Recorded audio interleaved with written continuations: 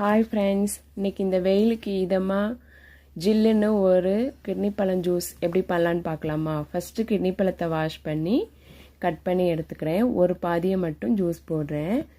உள்ள சதையை ஒரு கரண்டி வச்சு எடுத்து மிக்ஸி ஜாரில் சேர்த்துக்கிறேன். கிட்னி பழத்தில் விட்டமின் ஏ மற்றும் சி இருக்குது.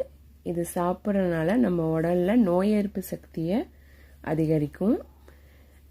இப்போது இந்த ஜூஸுக்கு தேவையான அளவு சுகர் 2 ஏலக்காய் ஆட் பண்ணிக்கிறேன். ஆட் பண்ணி ஒரு சுற்றி எடுத்துக்கிறேன். இதோட ஜூஸுக்கு தேவையான அளவு பால் சேர்த்து அரைச்சி எடுத்துக்கிறேன்.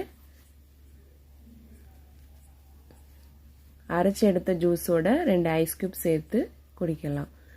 மீதி பாலத்தை கட் பண்ணி சுகர் போட்டு சாப்பிட்லாம். சூப்பராக இருக்கும். நீங்களும் ட்ரை பண்ணுங்கள். தேங்க்யூ.